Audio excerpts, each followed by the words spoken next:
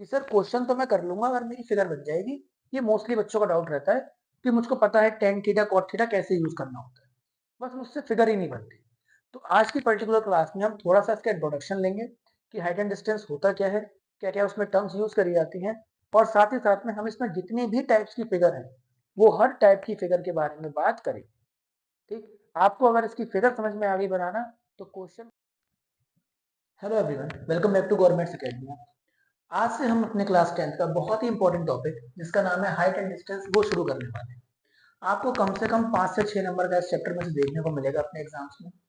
बहुत ही इजी और साथ ही साथ में बहुत ही मुश्किल चैप्टर भी हो सकता है कुछ बच्चों के लिए। ठीक, दोनों बातों को ध्यान में रखते हुए हम इस लेक्चर को आगे बढ़ाएंगे। हम लोग ट्रिग्नोमेट्री के बारे में बात कर चुके हैं।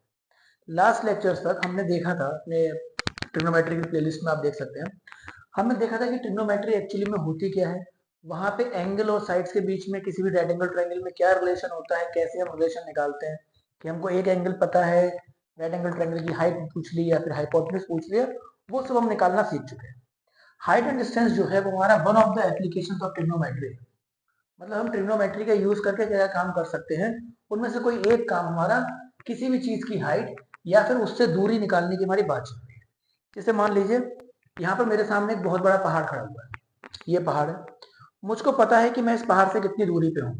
ठीक, और अगर मुझे इसके टॉप पे अपना एंगल भी मालूम पड़ जाए कि मैं कितना एंगल यहाँ से बनाऊंगा कि मैं इसके टॉप को देख पा रहा हूँ, तो मैं बड़े आसानी से बाय यूजिंग ट्रिग्नोमेट्री मैं इसकी हाइट निकाल सकता हूँ। उसी के बारे में हम इस चैप्टर में बात करेंगे। बेसिक सा कॉन्सेप्ट है। जो बच्चों को दिक्कत आती है वो दिक्कत आती है इसमें फिगर बनाने में, कि सर क्वेश्चन तो मैं कर लूंगा अगर मेरी फिगर बन जाएगी। ये मोस्टली बच्चों का डाउट रहता है कि मुझको पता है टेन थीटा कॉट थीटा कैसे यूज करना होता है, बस मुझसे फिगर ही नहीं बनती। तो आज की पर्टिकुलर क्लास में हम थोड़ा सा इसका इंट्रोडक्शन लेंगे कि हाइट एंड डिस्टेंस होता क्या है, क्या क्या उसमें टर्म्स यूज करी जाती हैं, और साथ ही साथ में हम इसमें जितनी भी टाइप्स की फिगर है वो हर टाइप की फिगर के बारे में बात करेंगे। ठीक, आपको अगर इसकी फिगर समझ में आ गई बनाना तो क्वेश्चन कुछ भी नहीं है। ओके, चलिए तो हम शुरू करते हैं। पहले हम देखते हैं कि हाइट एंड डिस्टेंस में हमें बात क्या करनी है। देखो हाइट एंड डिस्टेंस में क्या होगा, हमारे पास दो चीजें होंगी। एक ऑब्जर्वर जो किसी चीज को देख रहा है, और दूसरी चीज वो खुद चीज मतलब ऑब्जेक्ट। अब हो क्या सकता है कि मैं नीचे बैठा हुआ हूं, किसी बिल्डिंग को, किसी टावर को, या कुछ भी चीज के टॉप को देख रहा हूं। ठीक, तो यहां मैं हूं, यहाँ सॉरी ऑब्जर्वर है, यहाँ पर ऑब्जर्वर है, और वो किसको देख रहा है, वो ऑब्जेक्ट को देख रहा है। तो जिस निगाह से वो उसको देख रहा है, जिस तरीके से वो उसको देख रहा है, जिस लाइन में वो उसको देख रहा है, उसी लाइन को हम बोलते हैं लाइन ऑफ साइट। और दूसरी चीज, अगर मैं सपोज करिए मैं ऐसे खड़ा हुआ हूं सामने, और ये मेरी हाइट है, मेरी आंखें यहां पर है, तो जो मैं सीधे की तरफ देखूंगा वो मेरा होराइजन कहलाएगा। ठीक है, हॉरिजॉन्टल लेवल कहलाएगा। तो वो मेरा इसके लिए हॉरिजॉन्टल लेवल हो जाएगा। इस हॉरिजॉन्टल लेवल से मुझे अपने मुंह को या अपनी आंखों को कितना ऊपर करना पड़ रहा है, इस तरीके से कितना ऊपर करना पड़ रहा है उस पर्टिकुलर चीज को देखने के लिए, वही जो चीज होगी वो मेरा एंगल बनाएगी कि मैं अपनी सर को कितना एलिवेट करवा रहा हूँ, कितना ऊपर की तरफ देख रहा हूँ। जितना वो एंगल बनाएगी उस एंगल को हम बोलते हैं एंगल ऑफ एलिवेशन। तो सिंपल सी बात है, कोई चीज मेरे से ऊपर है तो उसको देखने के लिए मुझे अपने सर को एलिवेट करना पड़ेगा, अपनी मुंडी को ऊपर की तरफ करना पड़ेगा, जिसकी वजह से जो एंगल बनेगा मेरी आंखों में और उस ऑब्जेक्ट के बीच में, इस हॉरिजॉन्टल लेवल से मैं कितना ऊपर जाऊंगा, वही मेरा कहलाता है एंगल ऑफ एलिवेशन। सिमिलरली, अगर मैं ऊपर खड़ा हुआ हूं और मेरा ऑब्जेक्ट नीचे है, मैं ऊपर हूं ऑब्जेक्ट मेरा नीचे है, तो मैं नीचे की तरफ देखूंगा। अगर मैं बिल्कुल सामने की तरफ देख रहा होता तो ऐसा होता। इससे मैं नीचे की तरफ जितना जा रहा हूं, जितना अपनी मुंडी को नीचे की तरफ डिप्रेस कर रहा हूं, उसको हम बोलते हैं एंगल ऑफ डिप्रेशन। दो आपको चीजें देखने को मिलेंगी, आपसे क्वेश्चन में बोलेगा कि किसी पॉइंट से एंगल ऑफ एलिवेशन इतना है या फिर एंगल ऑफ डिप्रेशन इतना है। एंगल ऑफ एलिवेशन का मतलब कितना मुझको ऊपर बढ़ना पड़ रहा है, और डिप्रेशन का मतलब कितना मुझको नीचे की तरफ देखना पड़ रहा है। वही मेरा बताता है कि सर एंगल ऑफ एलिवेशन क्या होता है और एंगल ऑफ डिप्रेशन क्या होता है। सिंपल सी बात। दूसरी चीज हमारे पास फिगर्स में देखने को मिलेगा, इस पॉइंट और हमारे ऑब्जेक्ट के बीच में, ऑब्जर्वर के बीच में डिस्टेंस। आपसे बोलेगा कि हमारा ऑब्जेक्ट है वो यहाँ पर खड़ा हुआ है सपोज करिए, और वो एक बिल्डिंग से 10 मीटर की दूरी पे है। इसका मतलब बिल्डिंग का फुट, इसको हम बोलेंगे, अगर मैं टावर, बिल्डिंग, पोल, कोई भी चीज वहां पे लिखी हुई है और बोला हुआ है उसका फुट, तो फुट का मतलब हो गया ये पर्टिकुलर चीज, या फिर इसको भी हम बोलेंगे फुट ऑफ द टावर या फिर फुट ऑफ द क्या कहते हैं पोल, जो भी हमको क्वेश्चन के अंदर दे रखा है। तो ये हमारा बेसिक लेवल हो गया कि हाइट एंड डिस्टेंस में कौन कौन सी टेक्नोलॉजी हमको यूज करनी होती है। लाइन ऑफ साइट आपको समझ में आ गई, ठीक। लाइन ऑफ साइट हमेशा हाइपोटेन्यूज की तरह काम करेगी।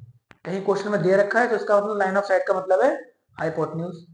एंगल ऑफ डिप्रेशन का मतलब है कि मैं नीचे की तरफ कितना देख रहा हूँ। अब बात समझिए, एंगल ऑफ डिप्रेशन में हम ऐसे यूज नहीं करते हैं इस एंगल को, क्योंकि मुझको यहाँ पे परपेंडिकुलर दिखाई नहीं पड़ रहा है। हम क्या करते हैं, अगर मैं देखूं जो मेरा हॉरिजन होगा उसको मैं अपने बेस के पैरेलल मान के चलता हूँ। तो अगर ये लाइन इस लाइन के पैरेलल है तो ये एज अ ट्रांसवर्सल काम कर रही है, hence this angle will be equal to this angle by the property of alternate interior angles. तो एंगल ऑफ डिप्रेशन में आप जो एंगल ऊपर का मानोगे उसी का अल्टरनेट इंटीरियर एंगल आप नीचे वाला मान के अपना क्वेश्चन को सॉल्व कर सकते हैं। वो हम आगे भी देखेंगे जब डिफरेंट डिफरेंट फिगर्स बनाएंगे। अब देखिए, अब सीधे फिगर की बात शुरू करते हैं। पहले नंबर की फिगर और दूसरे नंबर की फिगर आपके सामने ऑलरेडी बनी हुई है। क्वेश्चन कैसे आएगा, क्वेश्चन ये आएगा कि कोई एक टावर है, आप मेरे सामने एक टावर आ रहा है जिसकी हाइट है 100 मीटर मान लेते हैं, ठीक। आप उस टावर के फुट से कुछ दूरी पर हो, मान लेते हैं किसी x दूरी पर है आप, और आपसे कहा गया है कि यहां से जब आप टावर के टॉप को देख रहे हो तो टावर के टॉप को देखते पे आप एंगल बना रहे हो 45 डिग्री का।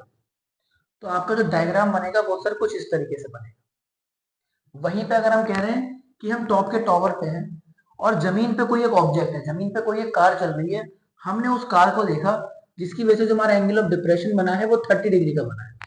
तो उसके लिए आप 30 डिग्री का डिप्रेशन बनाओगे, टावर की हाइट यहाँ पे लिखोगे और दूरी जो भी होगी दे रखी है तो लिखोगे, नहीं दे रखी है तो छोड़ दोगे।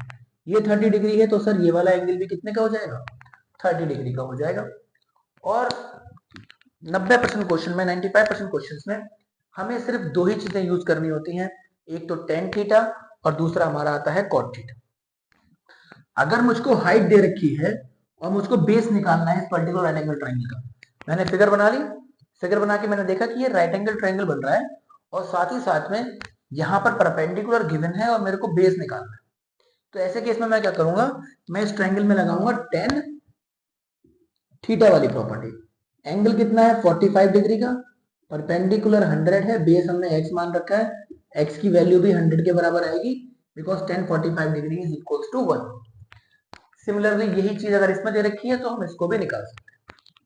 दो चीजें ही है हमारे पास, दोनों में से कोई एक चीज आपसे पूछी होगी, या तो हाइट ऑफ द टावर पूछा होगा या फिर पर distance between the foot of the tower and object, इस तरीके से आपसे पूछा हुआ होगा, या फिर distance between observer and the foot of the tower. तो आपको फुट याद रखना है। फुट का मतलब क्या है, जो भी मेरे पास वर्टिकल ऑब्जेक्ट है उस वर्टिकल ऑब्जेक्ट के बिल्कुल नीचे वाले पॉइंट की बात कर रहे हैं और ऊपर वाले पॉइंट को बोल रहे होंगे टॉप ऑफ द टावर। या तो फुट बोला होगा या फिर एक और शब्द यूज कर सकते हैं बॉटम। बॉटम तो आपको देख के मालूम पड़ जाएगा, ठीक। तो पहली टाइप की फिगर हमारी ये आगे सामने, जिसके ऊपर आपको आपकी एनसीईआरटी में नहीं तो आरडी शर्मा में, आरएस में बेसिक लेवल के काफी सारे क्वेश्चंस मिल जाएंगे। आज की क्लास में हम क्वेश्चंस कम करेंगे, फिगर्स ज्यादा देखेंगे और फिगर्स में किस तरीके हमको अप्रोच लगाने उस अप्रोच की बात करेंगे। नेक्स्ट वीडियो से हम इसके ऊपर क्वेश्चंस भी लेके आएंगे बढ़िया बढ़िया। तो पहली बात आपको समझ में आ गई, बेसिक अप्रोच है। अब हम शुरू करेंगे अपना सेकंड अप्रोच, सेकंड टाइप की। आगे बढ़ते हैं। आगे हमारे पास जो क्वेश्चंस है, जो दो टाइप की फिगर आएंगी वो आपको साथ साथ देखते हैं।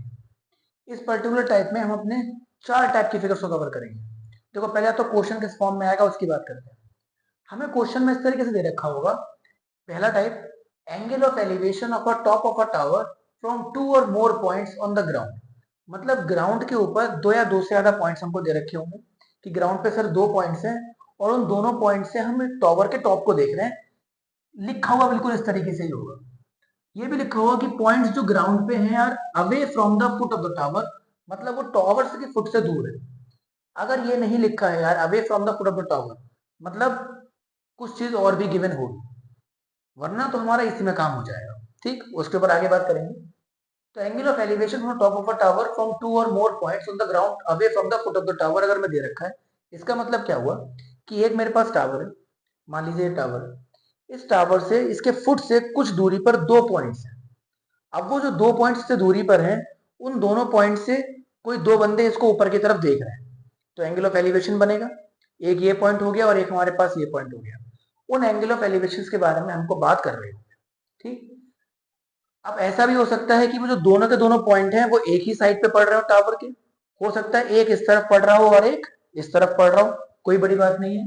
तो उसके अकॉर्डिंग सर हमारे ये दो डायग्राम बनेंगे कि ये मेरा टावर है, ये दो पॉइंट ग्राउंड पे है, ये दोनों के दोनों ऊपर की तरफ इसमें देख रहे हैं।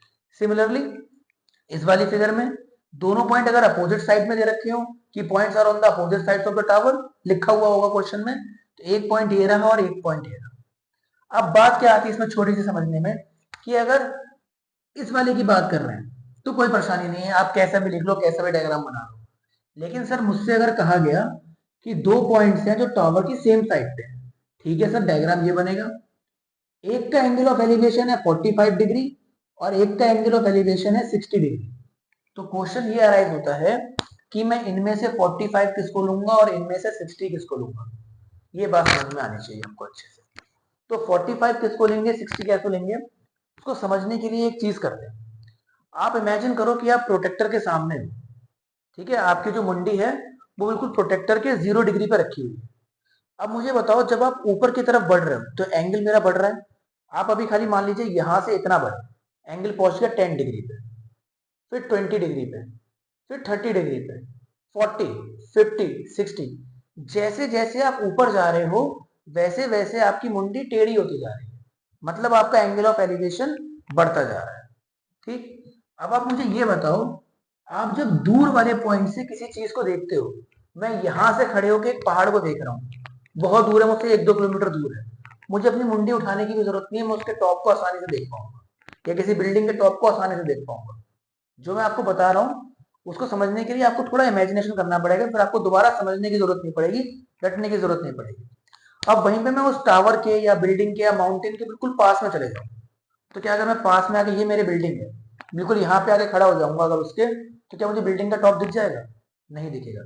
थोड़ा पीछे जाऊंगा, अभी भी नहीं दिखेगा, और पीछे जाऊंगा, अभी भी नहीं दिखेगा। मतलब जैसे जैसे हम पीछे जाएंगे वैसे वैसे हमारा एंगल ऑफ एलिवेशन बढ़ता जाएगा।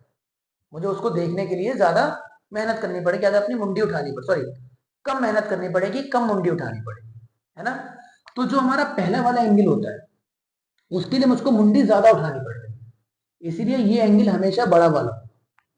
और जो मेरा दूर वाला एंगल होता है उसके लिए मुझे मुंडी थोड़ी कम उठानी पड़ रही है, बिना उठाए भी मेरा काम हो जा रहा है, मतलब वहां पे एंगल ऑफ एलिवेशन कम आएगा। तो ये बात आपको ऐसे याद रखनी है इस फिगर को बनाते टाइम, ओके। कि एंगल ऑफ, अगर दो एंगल्स दे रखे हैं सेम साइड वाले में, तो बड़ा कौन सा होगा, जो पास में है, छोटा कौन सा होगा, जो दूर है। भूल जाओगे तो यही मुंडी वाली ट्रिक अपने को याद रखनी है। अब आगे बात करते हैं।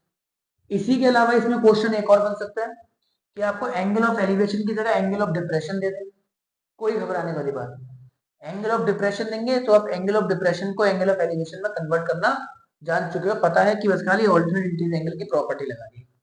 अच्छा, इसमें कैसे लगानी है, वही चीज कि आप ऊपर से किसी चीज को देख रहे हो तो पास में आसानी से देखोगे या दूर में आसानी से देखोगे, वही काम हम यहाँ पे यूज करेंगे और अपने एंगल्स बताना, ठीक। बस बात हमारे पास खत्म हो गई, ओके।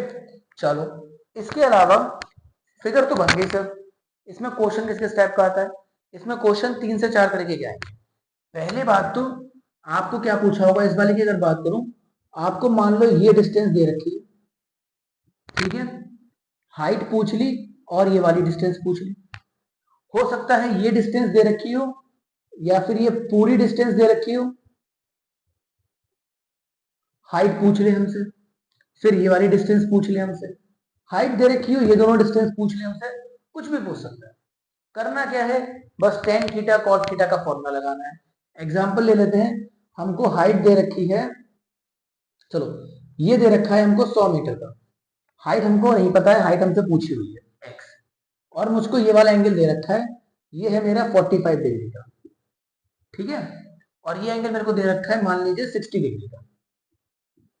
चलिए अब देखते हैं, अगर मुझे ये पूरा बेस दे रखा है तो पहले तो मैं वो चीज देखूंगा जिसमें मेरे को पूरा का पूरा ट्रायंगल आ रहा हो या पूरी की पूरी साइड उसमें आ रही हो। तो इस बड़े वाले ट्रायंगल में मुझे एंगल पता है, बेस पता है और हाइट की वैल्यू निकालना चाहता हूँ, तो बड़े आसानी से 10 45 की वैल्यू लगा के परपेंडिकुलर अपॉन बेस लगा के मैं हाइट की वैल्यू को भी 100 निकाल सकता हूँ, जैसे हमने लास्ट प्रीवियस टॉपिक में देखा था। एक बार मुझे हाइट मिल गई, अगर उसने मुझसे ये वाली डिस्टेंस पूछ ली या फिर ये वाली डिस्टेंस पूछ ली, तो पहले क्या करूंगा, इस छोटे वाले ट्रायंगल में टेन थीटा दोबारा लगा के ये डिस्टेंस निकाल लूंगा। जो भी ये डिस्टेंस आई होगी उसको 100 में से माइनस करेंगे और हमारे पास ये वाली डिस्टेंस भी निकल के आ जाएगी। जिस तरीके से क्वेश्चन इसमें बनेंगे उस तरीके से ही क्वेश्चन इसमें बनेंगे। ठीक, बड़े ही इजीली, बड़े ही आसानी से हम इन क्वेश्चंस को सॉल्व कर सकते हैं। ये हमारी सेकंड टाइप की फिगर हुई जो हमको अपने एग्जाम में देखी। दो तीन टाइप की फिगर और हैं, उनके बारे में भी बात करते हैं अभी। चलिए, तो अब नेक्स्ट टाइप में हमने आगे की बात करते हैं। अब हमारे पास जो क्वेश्चन आएगा वो कुछ इस तरीके से आएगा। आपको क्वेश्चन में दे रखा होगा कि एक टावर है या फिर बिल्डिंग है या फिर कोई पोल है, माउंटेन है, कुछ भी है, उसके ऊपर हमारे ऊपर कोई चीज रख देंगे। जैसे टावर के ऊपर हमने देखा है, बिल्डिंग्स के ऊपर टावर रख देते हैं बिजली के जो हमारे पास होते हैं, या फिर सिग्नल्स के, सिम्स के सिग्नल्स के, इन सब के होते हैं। इसके अलावा कोई वाटर टैंक रखा हुआ है कुछ हाइट का, 1 मीटर का, 2 मीटर का, कोई झंडा लगा रखा है 1 मीटर का, 2 मीटर का, तो उनके बारे में बात करेंगे। और कहा जाएगा कि आप यहाँ पे जमीन पे खड़े हो या फिर कोई चीज जमीन पे है, आप जब उस ऊपर की तरफ देख रहे हो तो आप जो यहाँ पे बात कर रहे हो ये दो दो पॉइंट कहलाए। ये मेरे पास हो सकता है जो ऊपर चीज रखी हुई है, फ्लैग मान लेते हैं अभी, या तो ये कहलाएगा फ्लैग का फुट, या फिर ये कहलाएगा टॉप ऑफ द टावर जिसके ऊपर भी है। दोनों बातों को आपको याद रखना है। इस पर्टिकुलर केस में टावर के ऊपर मेरे पास चीज रखी है, तो ये मेरा टॉप ऑफ द टावर नहीं होगा, मेरा टॉप ऑफ द टावर होगा ये वाला पॉइंट। और उसके अलावा ये मेरा क्या कहलाएगा, ये मेरा कहलाएगा टॉप ऑफ, अगर फ्लैग है तो फ्लैग, वाटर टैंक है तो वाटर टैंक, बंदा है तो बंदा कोई। सिंपल सी बात है। तो उस केस में क्या होगा, आपसे बोला जाएगा कि सर एक हमारे पास टावर है जिसके ऊपर कुछ हाइट का हमारे पास फ्लैग रखा हुआ है। ठीक, अगर हम जमीन से किसी पॉइंट पे देखते हैं तो जमीन पे उस पॉइंट से अगर मैं टॉप ऑफ द टावर देखूं तो मेरे पास एंगल बन रहा है थीटा, और टॉप ऑफ द फ्लैग देखूं तो मेरे पास एंगल बन रहा है गामा, अल्फा, कुछ भी एंगल बन रहा होगा, 30 डिग्री, 45 डिग्री। बस इन दोनों पॉइंट्स के लिए शब्द अलग अलग होंगे। वो टॉप ऑफ द टावर भी बोल सकता है और वो फुट ऑफ द फ्लैग भी बोल सकता है, ठीक है, या फिर बॉटम ऑफ द फ्लैग भी बोल सकता है। इसको वो टॉप ऑफ द फ्लैग ही बोलेगा, ये वाली बात आपको याद है। बच्चे कंफ्यूज क्या होते हैं इसमें, वो इसी को टॉप ऑफ द टावर मान के चलते हैं, गलती हो जाती है। एक दो क्वेश्चन करने के बाद ये गलती भी हमारी खत्म हो जाएगी। तो सिंपल सा डायग्राम है। क्या क्या पूछ सकता है, आपसे हाइट इसकी पूछ सकता है, आपसे हाइट इसकी पूछ सकता है, आपसे इसकी हाइट, सॉरी इसकी डिस्टेंस पूछ सकता है। तो कोई परेशानी नहीं है, आपको ट्रिग्नोमेट्री में लगाने के लिए बस राइट एंगल ट्रायंगल ढूंढने होते हैं। आपको राइट एंगल ट्रायंगल मिल जाए, एंगल्स मिल जाए, उनके अंदर बड़े आसानी से काम कर सकते हो। जैसे मैं अगर ध्यान दूं तो इस पर्टिकुलर में दो राइट एंगल ट्रायंगल बन रहे हैं। एक तो ये वाला, इसमें अगर मुझे एंगल पता हो और एक साइड पता हो तो मैं अपना काम कर लूंगा, कोई परेशानी नहीं है। दूसरा मेरे पास जो मुझे ट्रायंगल पता है वो ये बड़ा वाला है, ये बड़ा वाला जिसमें एंगल है अल्फा।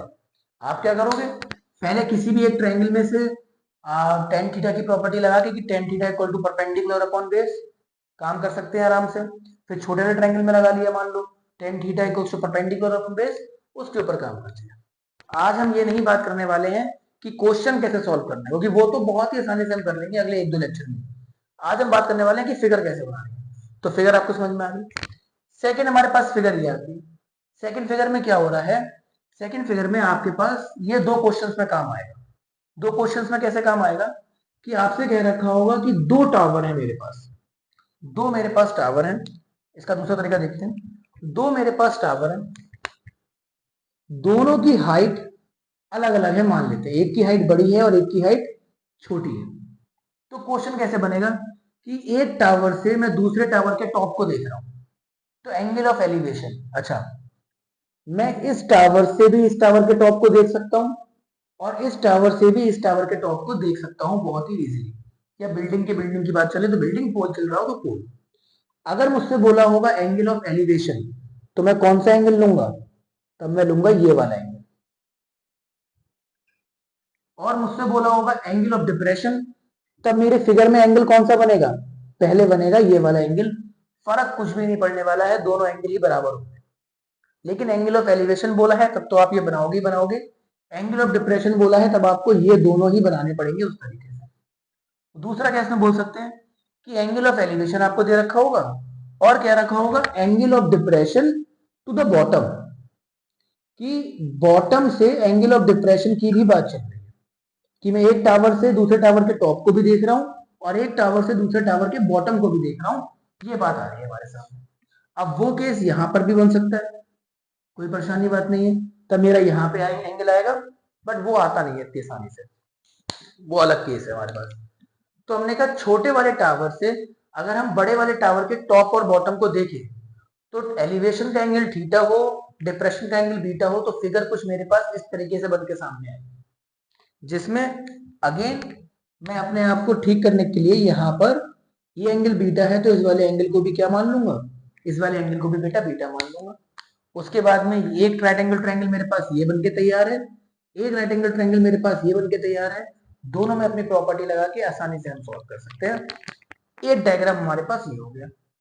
दूसरा आपसे कहेगा कि एक बिल्डिंग के सामने एक 1.5 मीटर का बॉय खड़ा है, तो 1.5 मीटर कोई नेग्लिजिबल हाइट नहीं है, बिल्डिंग की हाइट 100 मीटर है तो 1.5 मीटर कोई नेग्लिजिबल हाइट नहीं है। इन सब केसेस में मैं इसकी हाइट को, इसकी लेंथ को, इसके डायमेंशंस को नेग्लिजिबल मान के चल रहा था। अगर आपको उसकी हाइट दे रखी है ऑब्जेक्ट की कि 1.5 मीटर का ऑब्जेक्ट खड़ा है, तो आपको यहाँ पे 1.5 मीटर का ऑब्जेक्ट दिखाना पड़ेगा। बोलेंगे कि 1.5 मीटर का ऑब्जेक्ट है, वो अपनी टॉप से बिल्डिंग के टॉप को देख रहा है, तो अब एंगल मेरा यहां से नहीं जाएगा, अब एंगल मेरा यहां से जाएगा इस तरीके से जो मैंने दिखा रखा है। और एंगल हमेशा इस ऑब्जेक्ट के टॉप से जो ये लाइन जाती है, होरिजन वाली लाइन में शुरुआत में कहा था, और लाइन ऑफ साइट के बीच का ही एंगल को हम लोग एंगल ऑफ एलिवेशन या फिर एंगल ऑफ डिप्रेशन कहते हैं। सिंपल सी बात। तो ये दो तीन टाइप की फिगर हमने अपने सामने और देखी। इसके अलावा अगर हम बात करें तो हमारे पास कुछ और टाइप की फिगर्स होंगी।